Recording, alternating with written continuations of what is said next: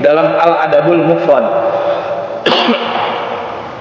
Imam Bukhari menyebutkan sebuah hadis Rasulullah SAW ditanya tentang seorang wanita yang rajin sholat tahajud, rajin puasa sunnah, rajin mengamalkan yang sunnah-sunnah, rajin bersedekah, sementara dia rajin nyakiti tetangganya dengan lisannya. Nabi menjawab, la khaira fiha, tidak ada kebaikan pada wanita ini. Hiya min ahlin nar, dia termasuk ahli neraka. Dalam Al-Adabul Mufrad, Imam Bukhari menyebutkan sebuah hadis Rasulullah SAW ditanya tentang seorang wanita yang rajin sholat tahajud, rajin puasa sunnah, rajin mengamalkan yang sunnah-sunnah, rajin bersedekah, sementara dia rajin nyakiti tetangganya dengan lisannya. Nabi menjawab, la khaira fiha, tidak ada kebaikan pada wanita ini. Hiya min ahlin nar, dia termasuk ahli neraka. Bingung? Tidak. Itu menunjukkan besarnya dosa nyakiti tetangga. Dia pastinya puasa Ramadan, pasti.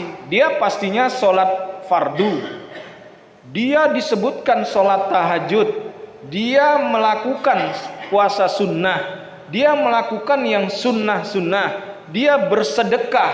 Coba yuk kita bandingin ini. Sholat tahajud, subhanallah, terus-terusan sholat tahajud. Puasa sunnah, subhanallah, terus-terusan puasa sunnah. Bersedekah, seolah-olah amal solehnya ini lengkap. Dia lakukan semua amal soleh, tapi Nabi bersabda, la khaira fiha, tidak ada kebaikan pada wanita ini. Kenapa?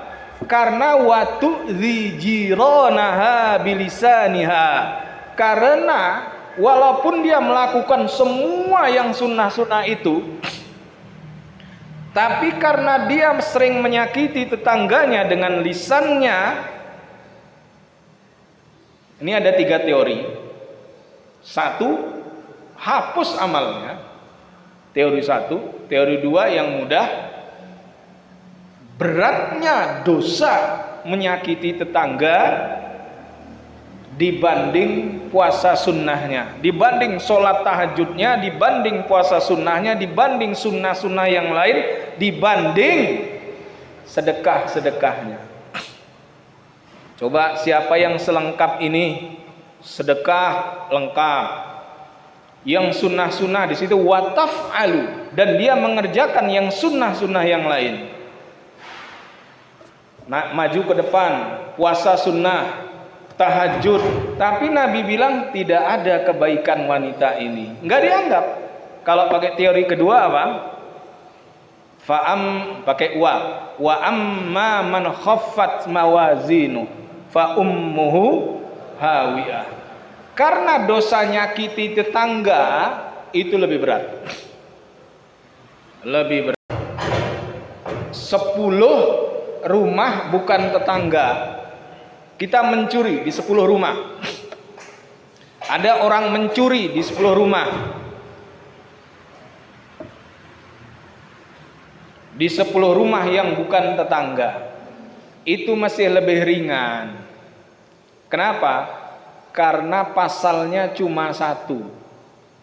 Kalau dalam pidana pasalnya cuma 1. Pasal apa? Pencurian.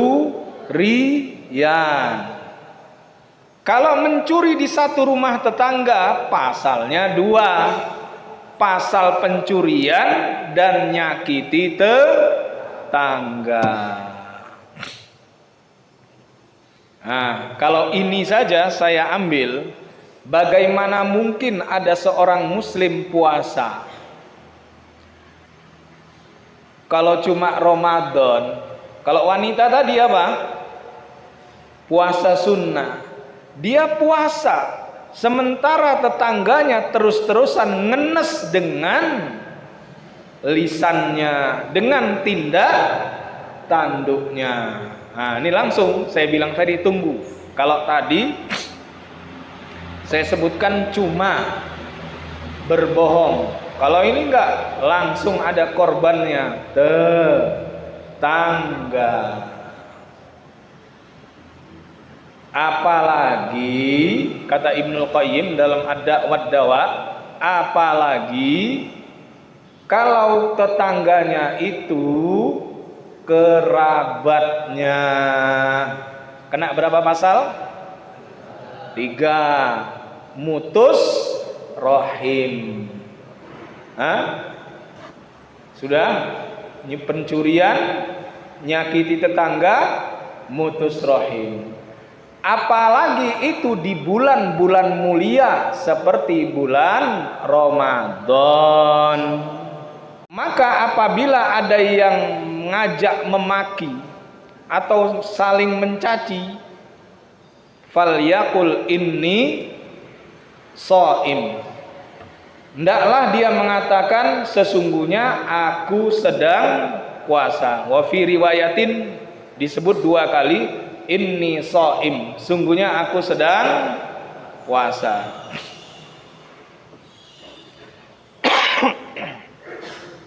Itu yang kalau ini sudah masuk dosa besar ya. Ini sudah masuk dosa besar. Kalau ada yang ngajak berkelahi, apa yang kalian katakan? Aku sedang. Kalau dia bilang gini, aku ya roh, aku ya poso gitu. Ya bilang aja, aku sedang puasa. Apa arti aku sedang puasa? Jangan pancing aku untuk gagal dalam puasaku hari ini dengan kau ajak aku saling caci mencaci. Jadi kalau dicaci, dipisuhi, kalau Arema paham. Kalau bahasa Indonesianya dimaki-maki. Bilang saya sedang puasa. Apalagi kalau di pesantren yang sering terjadi, yang sering mengundang perkelahian. Kalau ada yang terpancing untuk melakukan dosa, walaupun bukan dosa besar, katakan sesungguhnya aku puasa. Nah, kalian akan pulang sebelum Syawal. Mungkin kalian punya mobil, punya sepeda motor. Mulai sekarang latihanlah di bulan Ramadan biar jadi orang bertakwa. Jangan mudah ngelakson. Itu mancing marah orang. Coba buka YouTube. Puluhan bahkan ratusan orang berkelahi cuma gara-gara klakson. Hati-hati, jangan mudah-mudah ngajak orang berkelahi. Sekarang aja banyak ini Ramadan karena perkara kecil sering ditemukan. Sudah berhenti langsung bertengkar, nggak sadar kalau itu bisa menggugurkan pahala hari itu. Jangan lupa, siapa yang melakukan ini cepat-cepat istighfar. Kalau ada korbannya minta maaf. Kalau nggak ada korbannya, seperti bohong yang tidak merugikan, cuma istighfar. Ngerasani itu dosa besar nggak? Dosa besar. Siapa tahu istighfarnya? Kalau di Sunan At-Tirmidzi di Bulughul Maram ada kafaratu man irtabtahu an tastaghfira lahu taqulu Allahumma ighfir lana walahu. Kafarah untuk orang yang kau ghibahi adalah kau mohonkan ampun untuknya. Kau katakan, kata Nabi, Allahumma ighfir lana, ya Allah ampuni kami, aku yang ngomong, para pendengar yang senang dengan ghibahku ini, dan ampuni dia sebagai kafarah untuk kami. Pernah beristighfar gini? Hah? Belum. Allahumma ighfir lana tambah wa lahu. Kalau perempuan laha. Jadi Allahumma ighfir lana wa laha. Kalau laki-laki walahu. Apa istighfar bagi orang yang mencaci dan yang dicaci nggak ketemu? Ada di Hisnul Muslim. Di Hisnul Muslim. Kalau ini Bukhari Muslim. Bunyinya Allahumma fa ayyuma mu'minin sababtuhu faj'al dzalika lahu qurbatan ilaika yaumal qiyamah. Wahai Allah, mukmin mana saja yang pernah kucaci kumaki, jadikan makian dan cacianku itu sebagai kedekatannya denganmu di hari kiamat nanti. Ada yang hafal? Nah, siapa tahu ada yang misuhi kancone, terus nggak ketemu lagi, teringat suatu saat pernah memakinya, dia sakit hati, ini zikirnya. Kalau ada, kalau namanya mencaci langsung menemuinya. Sudah, sekarang hubungan antara dosa-dosa dengan nahan makan dan minum. Hubungan antara nahan makan minum dan dosa-dosa. Kalau di bab akhlak, di buku-buku akhlak seperti Ad-Da' wad Dawa atau Al-Jawabul Kafi liman sa'ala 'anid dawa'i syafi, ini ada hubungannya. Kenapa kita melakukan dosa di siang hari? Itu ada hubungannya dengan nahan makan minum, dengan sifat puasanya. Dengarkan, ulama membahasakan, ini bahasa saya, mengkategori, mentafsil, memberi tingkatan, membuat tingkatan dosa itu. Satu bahimiyah. Bahimiyah itu bahaim. Apa? Bahima. Siapa yang tahu bahaim? Hewan ternak. Apa arti? Bahimatul an'am, hewan ternak. Ini kategori paling rendah tapi menyebabkan naik ke atas. Bahimiyah itu, hewan ternak itu makan, kawin. Nafsunya. Gara-gara makan dan gara-gara kemaluanlah terjadi dosa gara-gara nafsu. Maksudnya kita dikasih diuji punya nafsu makan, punya nafsu seks. Ada yang mencari makan dan memenuhi seksnya dengan cara yang syar'i, ada yang tidak. Kalau tidak itu yang disebut dengan dosa yang sifatnya bahimiyah. Perhatikan, kita tahan makan dan minum karena ingin mendekatkan diri kepada Allah. Ini tidak sama kualitasnya, nanti penyebab melakukan dosa. Nggak sama orang yang berpuasa betul-betul karena Allah. Mungkin kalau kalian hafal, man shoma ramadhana imanan wa ihtisaban ghufira lahu ma taqaddama min dhanbi wa man qama ramadhana imanan wa ihtisaban ghufira lahu ma taqaddama min dhanbi wa man qama lailatal qadri imanan wa ihtisaban ghufira lahu ma taqaddama min dhanbi. Muttafaqun alaih. Siapa yang berpuasa Ramadan didasari iman dan ihtisab akan diampuni dosanya yang telah lalu. Siapa yang qiyam Ramadan, salat malam di bulan Ramadan didasari iman dan ihtisab akan diampuni dosanya. Siapa yang qiyamul lailatul qadar didasari iman dan ihtisab akan diampuni dosa-dosanya. Didasari keimanan, tidak sama.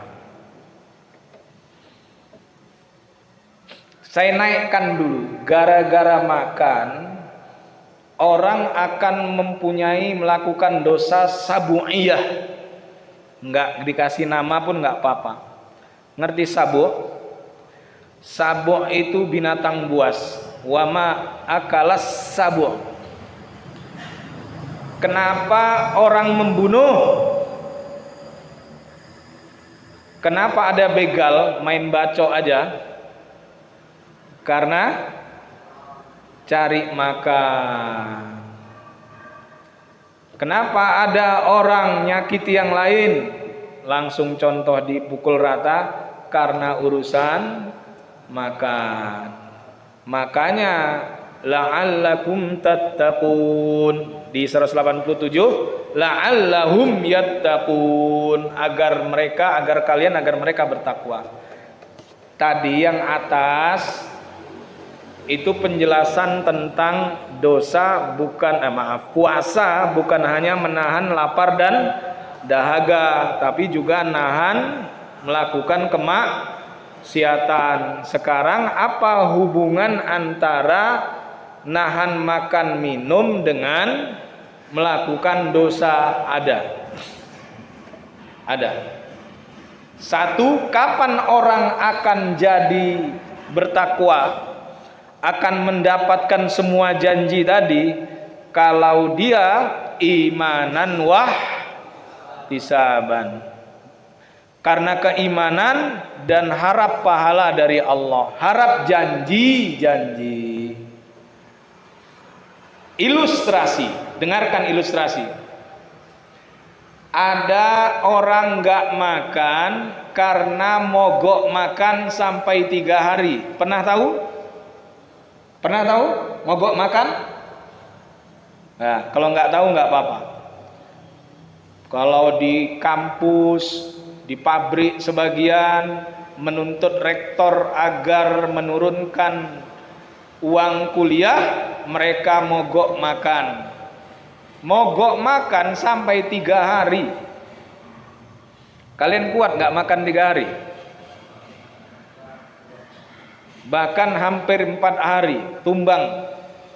Cuma gini aja, maksa rektor menurunkan uang kuliah. Ini ilustrasi, tapi benar kejadian. Saya tanya, itu puasa apa enggak? Bukan, walau dia nahan makan dan minum. Maka nahan makan minum itu harus diniatkan mendekatkan diri kepada Allah Subhanahu wa taala. Puasa diniatkan mendekatkan diri. Jadi lapar di siang hari, kalian lapar gitu, aduh kok lapar ini, langsung hatinya didekatkan langsung karena Allah Subhanahu wa taala. Sudah.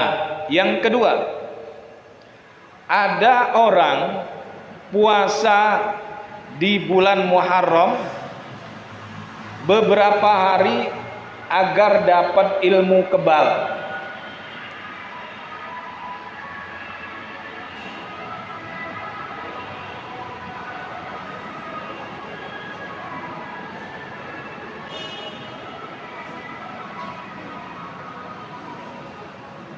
Kalau nggak tahu nggak apa-apa. Jadi untuk sebagian manusia nggak makan minum sampai 3 hari, namanya pati geni, agar punya ilmu kanuragan. Itu mereka lakukan di bulan Muharram. Dapat pahala? Enggak. Jadi orang bertakwa? Enggak. karena niatnya bukan mendekatkan diri. Ketiga, ada orang mau makan muntah karena stres, minum lagi muntah lagi karena stres. Dia nggak makan minum akhirnya dalam sehari atau 2 hari, dapat pahala? Nggak. Terakhir, ada orang nggak punya uang. Bener ini. Kalau kalian pernah tahu di Afrika nggak apa-apa, di Indonesia juga ada, bahwa ada negeri yang orang nggak makan sampai kurus, nggak punya badan, sudah nggak punya daging. Kalau mereka nggak meniatkan untuk puasa, dapat pahala? Jadi orang bertakwa? Enggak. Makanya, nah itu loh. Kenapa la'allakum tattaqun, la'allahum yattaqun? Bagaimana kita peroleh jadi orang bertakwa, bukan jadi orang fasik? Yang suka fasik itu yang suka melakukan kesalahan terang-terangan. Kalau kita menahan makan minumnya karena Allah. Tadi disebutkan oleh Ustadz dengan kata menguatkan azam, maka ini disebut dengan bab niat. Kalian walau remaja harus berlatih puasa bukan karena kondisi. Kalau bisa dipaksakan karena keimanan dan hitung-hitung pahala. Bukan hanya hitung-hitung pahala ya, ampunannya, pahalanya, janji-janji yang disebutkan. Harus ada. Kalian semua sudah baligh. Nah ini saya ilustrasi biar puasa nahan makan minumnya memang ngefek agar kita jadi orang bertakwa. Kalian sudah baligh, sadarkah kalian bahwa sejak kalian baligh di kanan kiri kalian ada malaikat? إذ يتلقى المتلقيان عن اليمين وعن الشمال قعيد. عن اليمين وعن الشمال قعيد. Duduk. Tapi nggak tahu kita duduknya kayak mana. Ingatlah ketika 2 malaikat pencatat sedang duduk qa'id di kanan dan kiri. Kapan ditaruh ke kanan kiri kalian? Sejak kalian la yukallifullahu nafsan illa wus'aha laha ma kasabat wa 'alaiha maktasabat. Sejak kalian mukallaf, la yukallifullahu nafsan illa wus'aha. Saya sedang merinci kalian puasa harus dengan niat mendekatkan diri kepada Allah. Niat, ada cita-cita yang ingin dicapai. Biar terhindar dari maksiat di siang hari. Saya sedang merinci ini ya, jangan ada yang jangan ada yang nggak nyambung maksud saya. Allah tidak membebani suatu jiwa kecuali sesuai dengan kemampuannya. Itu namanya mukallaf. Mukallaf itu apa? Muslim, akil, baligh, mampu, merdeka. Muslim, akil, baligh, qadir, hur. Bagi jiwa itu balasan kebaikan yang dia kerjakan, dan atas jiwa itu balasan keburukan yang dia lakukan. Jadi kalian sejak baligh kemarin ini SMA apalagi, jangan nggak sadar semua sejak baligh pas kalian SMP kemarin, semua ucapan dan perbuatan kalian dicatat, dilaporkan setiap subuh dan asar. Dan laha maka sabat wa 'alaiha maktasabat. Kalian akan mendapatkan balasan kebaikan yang kalian kerjakan, dan balasan keburukan yang kalian lakukan. Jangan nggak sadar loh kalian. Kalian kira jalan begini begitu ngomong nggak ada pertanggungan jawaban, dicatat nggak dibalas di dunia dan di akhirat. Apa yang kalian kerjakan dari baik dan buruk itu sudah disebut hasanat dan sayyiat. Halo? Jangan-jangan kalian ini nggak sadar melakukan satu tindakan itu nggak dibalas, nggak dicatat, dan nggak dibalas. Saya sedang bicara apa? Bicara biar kita berharap mendapatkan balasan, mendekatkan diri kepada Allah Subhanahu wa ta'ala. Sudah berasa belum ini? Sudah merasa belum bahwa kalian dibalas? Kalian sudah mukallaf. Selain dicatat, dengan bahasa lain nggak digratisi, pasti dibalas. Termasuk, ini dengarkan, termasuk perbuatan buruk yang kalian kerjakan, kalian akan mendapatkan balasannya di dunia dan di akhirat. Kalau kalian nggak kenal Allah, kalian akan menganggap biasa saja perbuatan buruk. Kalau kalian nggak kenal siapa Allah, kalian menganggap biasa saja perbuatan baik. Alah, cuma gini saja. Nah, ini bahkan ada lalat tadi. Seorang mukmin itu ngelihat dosanya seperti gunung boleh, seperti cadas redaksi lain yang akan menimpanya. Al-mu'minu yara dzambahu kajabalin kasakhratin yaqa'u atau taqa'u alaih. Jadi seorang mukmin, orang yang imannya kuat, ketika melakukan dosa, maka dosanya itu dia bayangkan seperti gunung yang akan menimpanya. Ada rasa takut. Wal munafiqu yara dzambahu kadzubabin. Kayak ada lalat tadi. Seorang munafik melihat dosanya seperti lalat yang menempel di hidungnya, cuma bilang ini, begitu saja. Sudah, itu ilustrasi. Itu penjelasan tentang kalian walau masih remaja, sudah mukallaf, kalian akan dimintai pertanggungan jawaban. Saya kasih satu lagi. Kenal Ibnu Sirin?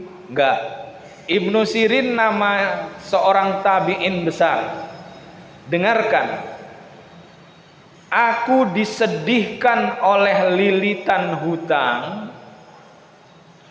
Ternyata kusadari itu karena dosa yang kukerjakan 40 tahun yang lalu. Nyambung? Siapa yang hafal? Man yazra' yahsud. Siapa yang menanam pasti panen. Jadi Ibnu Sirin, Abdullah bin Sirin, baru sadar bahwa lilitan hutang yang dia alami karena dosa-dosanya 40 tahun yang lalu. Saya sedang bicara apa sih? Sedang membenamkan ke hati kalian yang masih remaja. Jangan sampai kalian merasa nggak punya dosa. Dan jangan ngentengi amal soleh. Alah, gini saja. Sudah.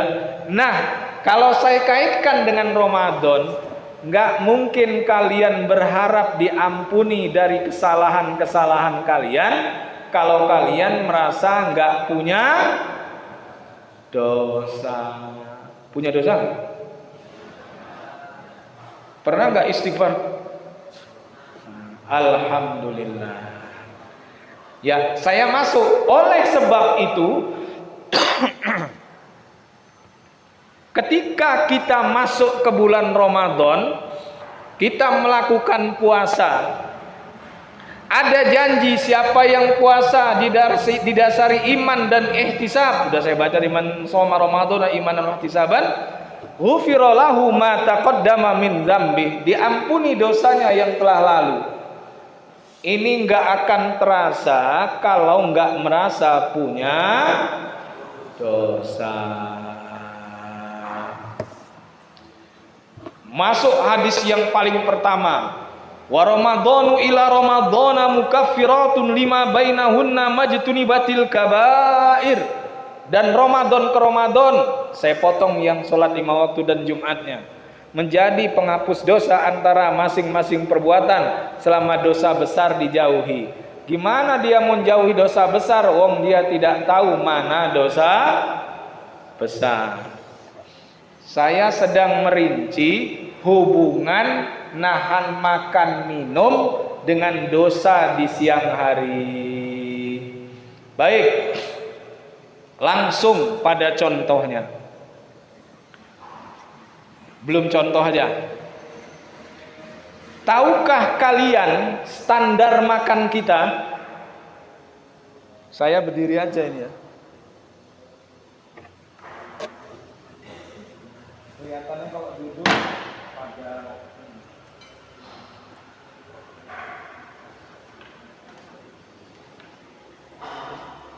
tahu nggak standar makan kita?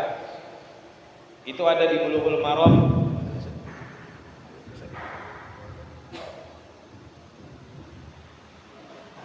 Nabi SAW sabda dalam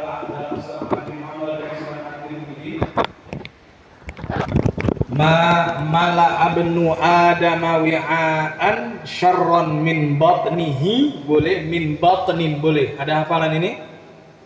Oh enggak. Tidaklah anak Adam memenuhi suatu wadah yang lebih buruk dari perutnya. Ini ilustrasi hubungan antara nahan makan minum. Apa yang paling buruk kalau kita penuhi? Perut. Sehingga semua dokter bilang di antara penyebab penyakit, bahkan itu termasuk dominan, adalah makanan. Sekarang dengarkan. Hasbu benu adama luqaimatun yuqinna sulbahu. Saya sedang bicara apa? Hubungan nahan makan minum dengan dosa di siang hari. Cukup bagi anak Adam suapan kecil yang memberdirikan tulang sulbinya. Kalau kita nggak bisa, kalau Nabi gitu. Jadi Nabi, kalau ditanya kapankah Nabi makan, kalau beliau sudah nggak bisa memberdirikan tulang sulbinya. Kalau kita kekenyangan, beda dikit, paham? Kapan makan? Kalau nggak bisa memberdirikan tulang sulbinya. Kapan beliau berhenti makan? Diri.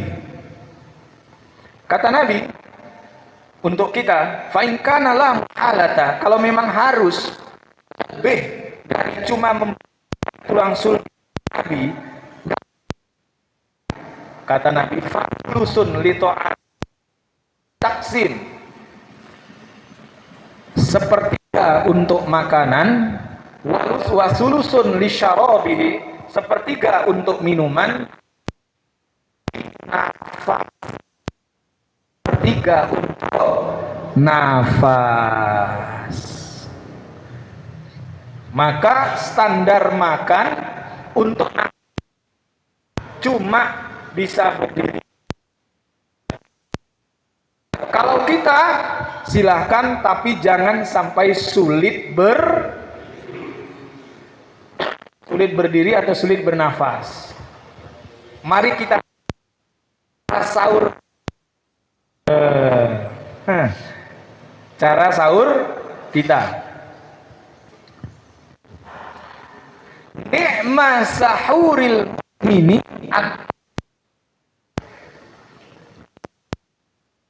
orang mukmin adalah sudah berarti Nabi kebanyakan sahurnya cuma makan Wong makan saja cuma sudah. Kalau kita masih makan ini dan makan sudah. Yuk kita lihat bukanya. Apalagi kalau udah pulang ini, udah selesai Ramadan. Karena kita mau terhindar dari orang bertakwa. Siang-siang bayangi, wah engkau buka gawe es degan dikei. Memang nggak batal, tapi nahan nafsu makan dan kemaluan. Kemaluan bisa bernafsu kalau nggak ada makanan. Substansi itu hakikatnya nggak tercapai. Maka kalau yang puasa masih bayangkan nanti buka. Sudah, sekarang pakai Bukhari Muslim. Ini agak aneh, tapi kalau yang mudah mencerna nggak apa-apa. Ilustrasikan dulu. Kalian tahu kalau Nabi itu apa wisol? Nyambung. Halo? Akhirnya para sahabat saking Haris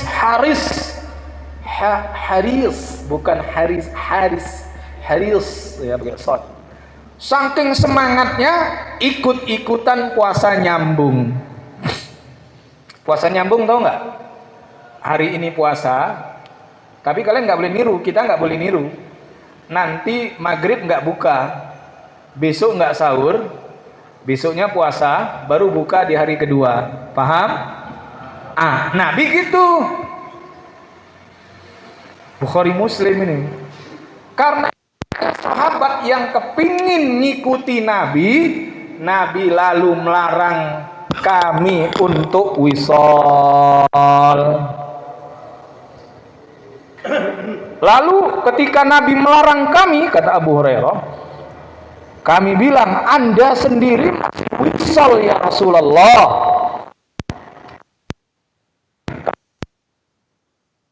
Dimakan dan minum oleh Allah. Ada dua tafsir, betul-betul makna hakiki. Ada yang mengatakan memang batinnya dikuatkan, nggak penting. Ya udah. Kalau kalian tetap kepingin kayak aku melakukan wisol, nyambung, apa? Nggak buka, nggak sahur, puasa lagi, besok baru buka. Cuma sampai sahur aja ya, nggak buka, tapi tetap sahur.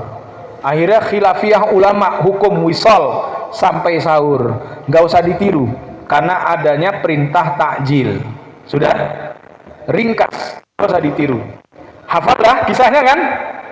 Ya, umpama kita bikin komparasi mukoronah. Nabi wisol, sahabat kepingin, kita habis azan makan, habis maghrib makan, wisol juga, habis taraweh makan, nyambung, wisol nyambung. Mau tidur makan, besok bangun. Ya, wisol makan, bukan wisol nggak makan. Paham maksud saya?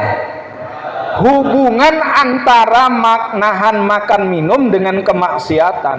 Tadi pertama niat, maka kita niat betul mendekatkan diri kepada Allah dan sifat puasanya. Tadi sahurnya sederhana, maghribnya berbukanya sederhana. Apa? Idza aftara ahadukum innama huwa tahur. Apabila salah seorang di antara kalian berbuka, adalah dia berbuka dengan kurma. Kalau enggak ada dengan air, karena sungguhnya air itu mensucikan. Ya silahkan, standar kita makan kurma lalu makan yang lain. Sebutkan tadi. Saya tanya, pengeluaran di bulan Ramadan harusnya bertambah apa berkurang? Jawabannya sangat nih. Nah, kenyataannya tambah double atau triple. Saya tanya ke santri, kalau ibu membiarkan meja itu tak berisi, serta kulkas tak berisi, dapur kelihatan sepi di bulan Ramadan, kira-kira ibu santri-santri ini salah apa enggak? Ini Ramadan ini.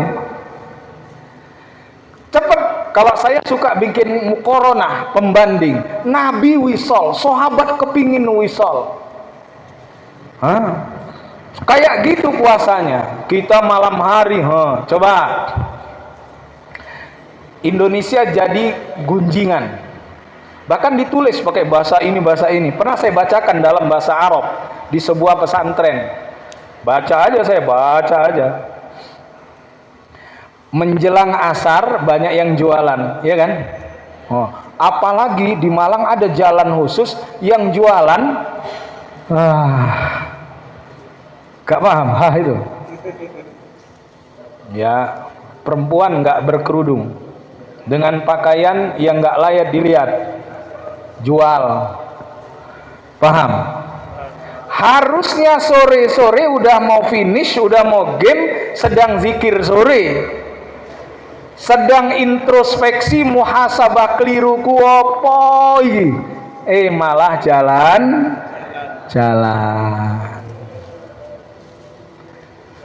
Kira-kira keluar Ramadan beratnya bertambah pas atau berkurang? Ya, sudah.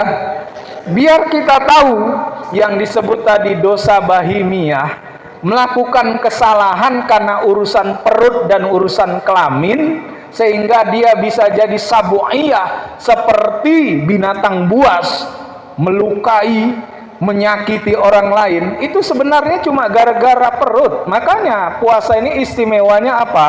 Orang kalau udah nahan makan minum jadi teduh. Tapi memang diniatkan ingin mendekatkan diri kepada Allah. Jadi niat tapi sifatnya. Ilustrasi yang lain.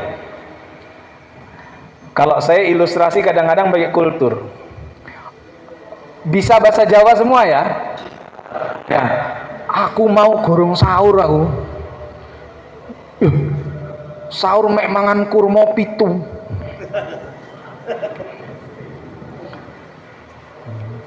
Apa gini? Sahur mek mangan kurma siji. Sudah? Paham maksud saya? Yang dengerin heran. Hah?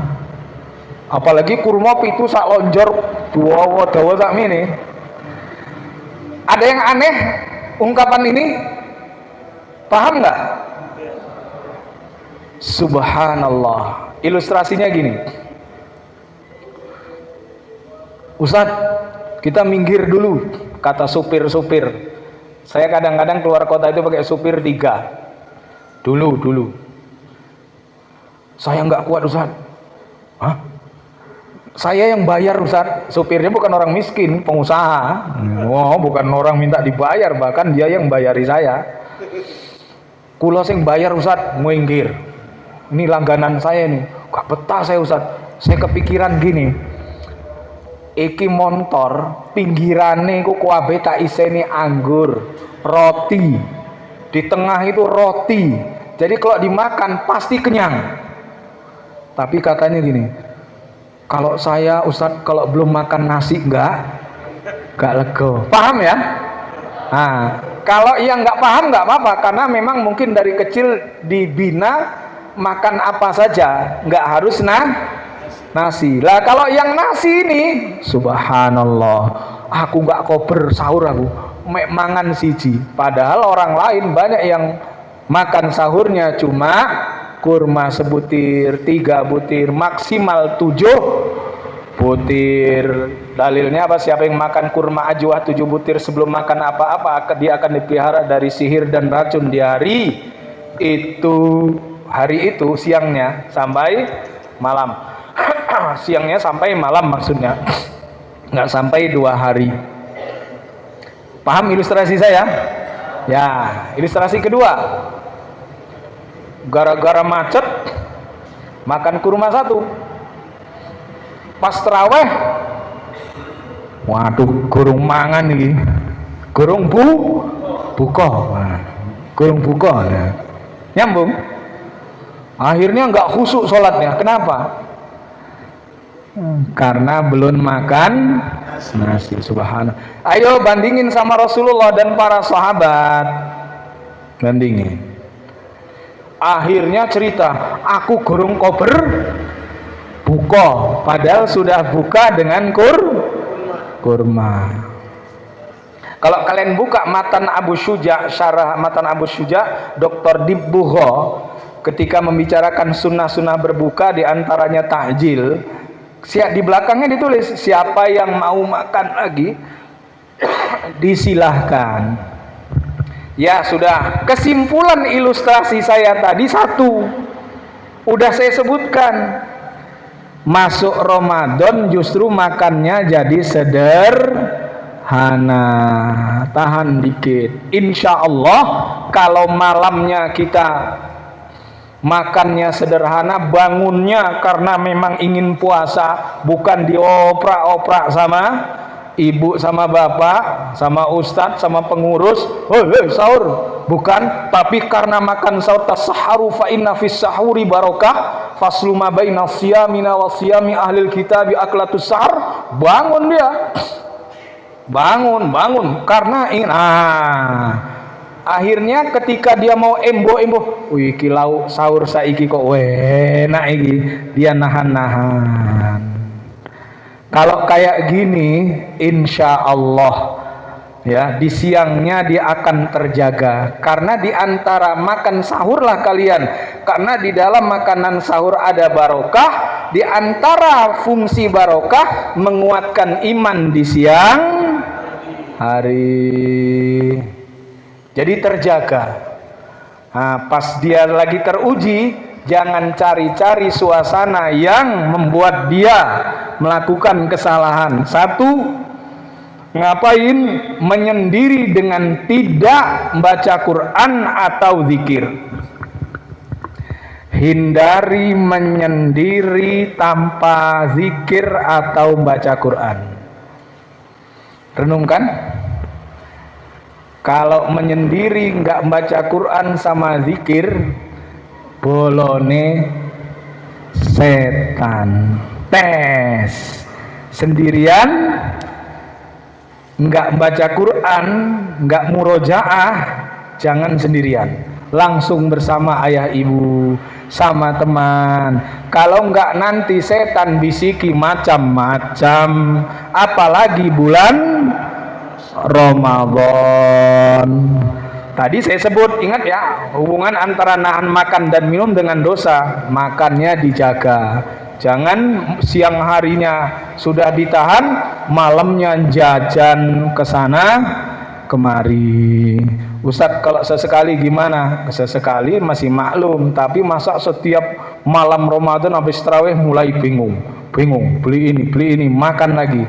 Ya kayak gitu ya, nggak ada bedanya nanti di luar Ramadan. Apalagi saya bilang, pengeluaran di bulan Ramadan harusnya sama atau lebih kecil dibanding di luar Ramadan. Kalau ada yang tanya jawab, saya silahkan. Ya, silakan yang mau bertanya. Pas 1 jam saya ngomong.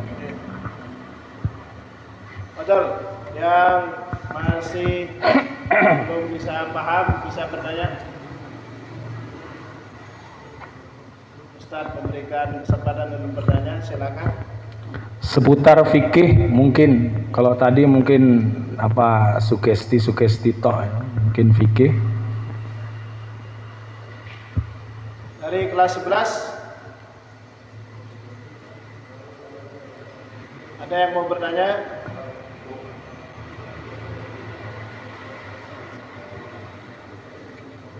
Kelas 10 ada?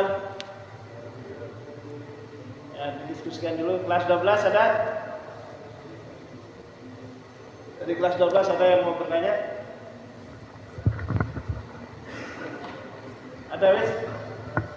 Kelas 10 ya? Silakan.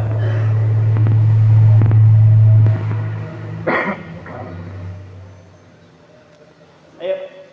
Ya, silakan Mas Darwis. Langsung dari situ ya. Maju ke sini.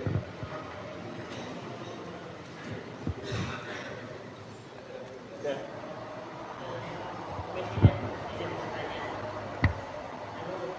Di sini ada ikut Muhammadiyah, ada ikut pemerintahan. Jadi ada yang puasanya nanti besok. Jadi hari ini yang ikut pemerintah niatnya itu nggak puasa sunnah hari Senin. Itu gimana ya? Ya, sudah. Sudah, satu aja. Ya. Oke.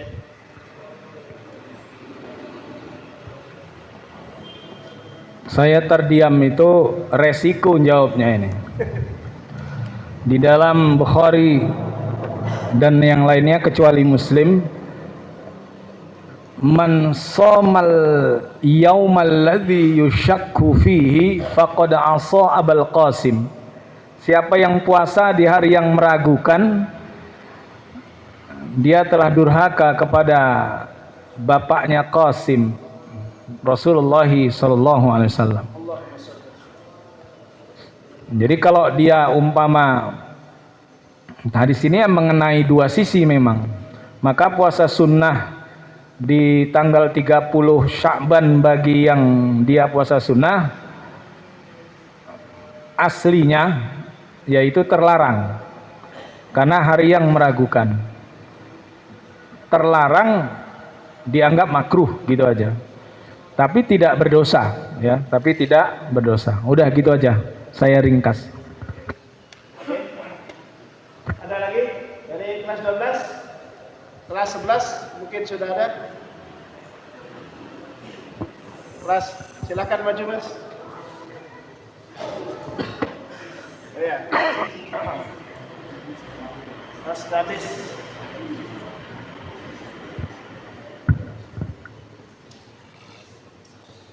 Oke, di situ. Ustaz, seandainya misal bagi saya gosok gigi saat berpuasa, terus saya baca Quran, terus otomatis sudah saya terkumpul. Nah, hukum saya mencari budaya tersebut apa? Soalnya masih ada rasa-rasa dari odol itu. Oh, sudah aja. Ya. Kalau udah tahu ada rasanya odol, maka makruh bersikat gigi di siang Ramadan. Makruh bersikat gigi di siang Ramadan. Apalagi udah bilang tadi ilahnya, masih ada rasa-rasa, wah udah jelas lah itu. Makruh. Kalau terkumpul liurnya nggak apa-apa, kecuali sengaja dikumpul lalu sengaja ditelan.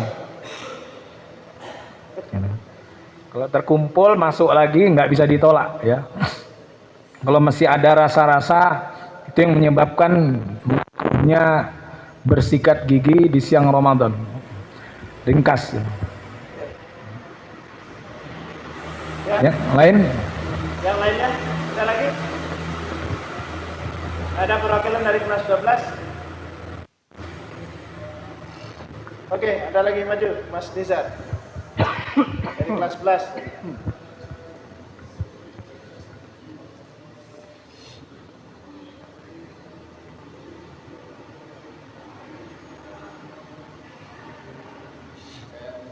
Maju lagi. Oke. Misalkan kan kita ada kayak bayar fidyah itu dalam rangka nafkah sejuta. Nah itu kita bayarnya nggak apa-apa kalau misalkan nggak orang miskin tapi kita kasih ke masjid. Misalkan hari Jumat apa itu nggak apa atau harus ke orang miskin. Ya. Harus orang miskin karena bunyinya wa 'alal ladzina yutiqunahu fidyatun ta'amu miskin. Harus ke miskin. Tapi tadi yang bayar fidyah itu siapa? Semoga bukan membayar fidyah itu wa 'alal ladzina yutiqunahu al-maridul ladzi la yurja bihi shifa'uhu wasyaikhul ajuz. Itu dua. yang tidak diikhtilafkan. Orang yang bayar fidyah ngasih makan miskin itu adalah orang yang sakit yang sulit diharapkan kesembuhannya. Sulit sekali diharapkan kesembuhannya. Seperti leukemia. Ya, penyakit apa saja, nggak usah saya rinci, buang waktu. Atau tua renta. Tua renta. Kalau kalian punya eyang, kakek, udah tua sekali. Karena umurnya, atau ya bisa jadi umur dan memang kesehatannya udah 10 tahun dia cuma begitu aja, dia bayar fidyah ya. Jadi sakit yang sulit diharapkan kesembuhannya atau tua renta. Kalau yang diikhtilafkan itu adalah al-hamil wal murdi'. Hamil dan ibu menyusui itu diikhtilafkan. Dia masuk maridon, sakit sakit dengan mengganti puasa, atau dia dianggap yutiqunahu, yaitu yang sulit berpuasa ya, dengan membayar fidyah. Saya khawatir nanti seseorang masih muda nggak puasa bayar fidyah pula, nanti kan nggak dijelaskan siapa yang bayar fidyah tadi. Jadi bayar fidyah ngasih miskin menurut buku-buku nisfus sa', separuh sa', yaitu 1,5 kilogram, 1,5 kilogram per hari yang dia tidak puasa, dikasihkan ke miskin. Kalau mau satu orang yang dikasih sebanyak harinya harus per hari. Lebih baik dia ngasih miskin yang berbeda, yang tidak cuma satu orang ya. Misalnya Ahmad dikasih miskin Mahmud, Humaid, Hamid dan yang lainnya. Ya sudah. Ustaz, mungkin nyambung dengan pertanyaan tadi. Apakah memang media itu harus bentuknya beras atau boleh bisa dibentuk dalam bentuk makanan yang sudah tinggal dimakan? Ya. Menurut semua ulama zaman dulu nggak ada makanan jadi, nggak ada makanan jadi, kecuali cara berpikir Hanafiyah, pokoknya ngasih gitu. Bisa jadi makanan siap makan itu lebih mahal, tapi kenapa disuruh ngasih beras? Biar bisa disimpan dan biar bisa dijual. Kedua, karena ketika kita ngasih makanan siap makan, tidak semua orang melihat membukanya langsung dimakan. Paham maksud saya? Nggak semua orang suka. Misalnya kayak saudara-saudara beliin ayam goreng. Ya nggak semua orang suka ayam goreng. Kayak saya ini, saya nggak mau makan ayam karena saya kalau ayam itu biasanya saya beli hidup, saya potong sendiri. Nggak mengharamkan saya, tapi kalau dikasih ya mau. Cuma kalau beli, cuma nggak hobi, nggak ini. Jadi bisa jadi orang nggak suka ikan, paham? Ada kan nggak suka ikan? Padahal itu paling halal, itu nggak ada khilafiyahnya itu. Nah, paling bagus ikan laut lagi. Nah, kalau saya bilang ikan darat, nanti ikan air tawar, kalian heran. Saya nggak mau makan lele. Kalau saya langsung nggak mau makan lele, nggak mau. Nah, dikasih lele, pakai pecel lele, kasih lele goreng, lele sayur, yang ngerti lele. Nah, Rasulullah SAW melarang makan hewan pemakan kotoran. Waduh. Bisa diusulkan menunya rumah.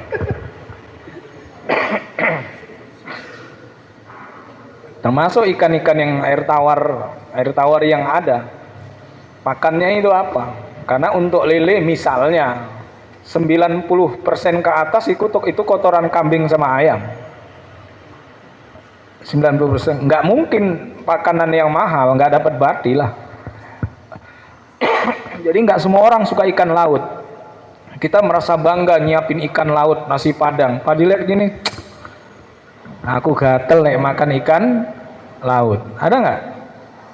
Ada alergi, nggak bisa. Maka kasih saja itu beras. Itu bisa dijual, bisa disimpan. Karena sebagian orang pas dapat beras terpaksa menjualnya. Karena jumlahnya banyak, dia jual untuk bayar listrik. Bukan sebagian orang, memang gitu, ada yang gitu terus. Setiap dia dapat fidyah atau zakat fitrah umumnya yang paling banyak dia jual langsung. Yang pakai karung itu dapat, karena sekeluarga dia dapat berkarung-karung, dia minggir dia ke bawa ke toko, dijual langganan tiap tahun. Saya tahu itu, saya ngelihat. Jadi nggak dimakan ya, karena dia membayari utangnya, utang ini. Coba beli dikasih nasi padang, nggak mungkin. Nasi padangnya saya jual ya, nggak mungkin. Atau ayam goreng, nggak mungkin. Ya gitu aja. Atau boleh nggak pakai duit? Malik, Syafi'i dan Ahmad nggak membolehkan sama sekali, termasuk tadi makanan jadi, apalagi pakai uang. Abu Hanifah, Hanafiyah membolehkan. Siapa tahu ada yang pakai duit aja, nggak boleh. Kalau gitu langsung belikan beras atau panitia menyiapkan beras baru dibelikan di situ. Jadi bawa duit, belinya di situ, baru dikasih. Ya sudah, yang lain? Masih ada pertanyaan dari teman? Ya, satu lagi Ustaz. Ya.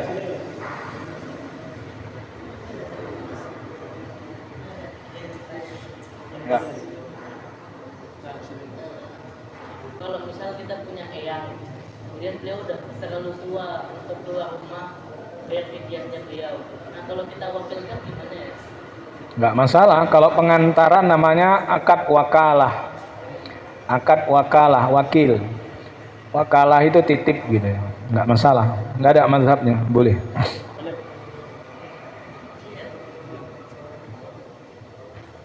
Masih ada? Ayo, mumpung masih ada Ustaz, banyak yang tidak kamu tahu dulu. Insyaallah cukup. Ya. Yang tidur dari awal sampai akhir siapa? Ya. Bisa dibuka doanya. Alhamdulillah Rabbil Alamin hamdan yuafi ni'amahu wa yukafi mazidah. Ya Rabbana lakal hamd kama yanbaghi li jalali wajhikal karim wa azimi sultanik. Allahumma taqabbal minna salatana wa siyamana wa qiyamana wa ruku'ana wa sujudana wa tadarru'ana wa takhushu'ana wa ta'abbudana wa tammim taqsirana ya Rabbal Alamin. Allahumma anfa'na bima 'allamtana wa 'allimna ma yanfa'una warzuqna ilman yanfa'una wa zidna ilma. Alhamdulillahi ala kulli hal wa na'udzu billahi min hali ahli nar. Allahumma jannibna munkaratil akhlaqi wal a'mali wal ahwa'i wal adwa. Rabbana hab lana min qurrata a'yun waj'alna lil muttaqina imama. Allahumma a'inna ala dzikrika wa syukrika wa husni ibadatik.